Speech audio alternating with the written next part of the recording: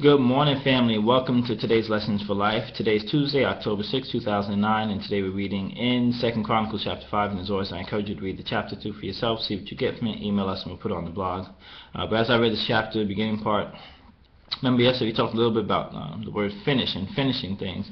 And it also starts off now by saying, Solomon had finished all of the things that he had to do for the house of the Lord. But as we read through the chapter, we see at the end, basically at the end of the chapter, that the glory of the Lord fills the holy place. The cloud comes and His glory fills that place. And I wanted to even mention that, even though it says Solomon was finished, and this is a good lesson that we can learn for this from this chapter, of how do you know when you're actually finished? How do you know when you're actually finished?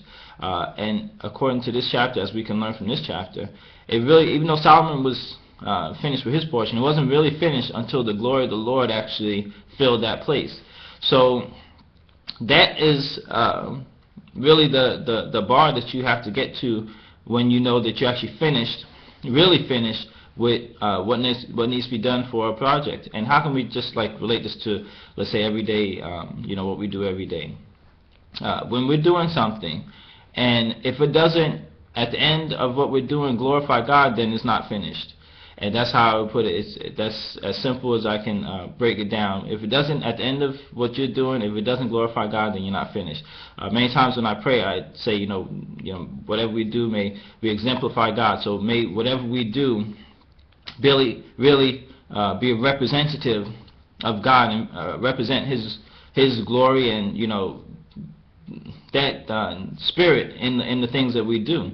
So, for instance, in work, when I do things at the office, if there's something that might be even slightly wrong with something, we would go ahead and change the whole thing, fix it completely, so it is perfect. Because you know what? My work is representing Samson's.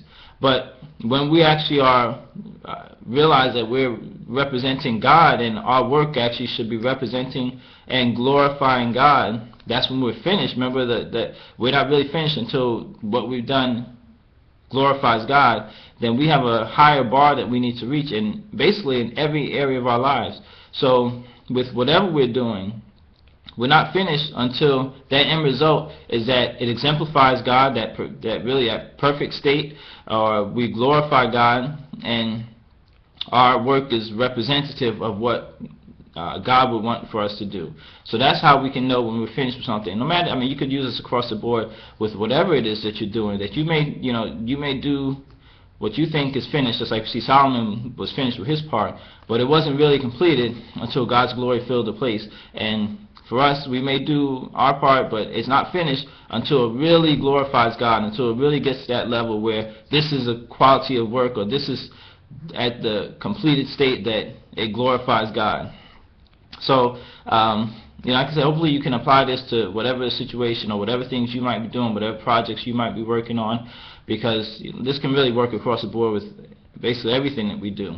And that's when we know that we're actually really finished with something. And that's the lesson I got from this chapter I wanted to share with you. Just that Solomon was finished with his work, but it wasn't really done until God's glory filled that place, and that's when it was completed. So with that, create yourself a wonderfully blessed day today, and we'll talk again tomorrow.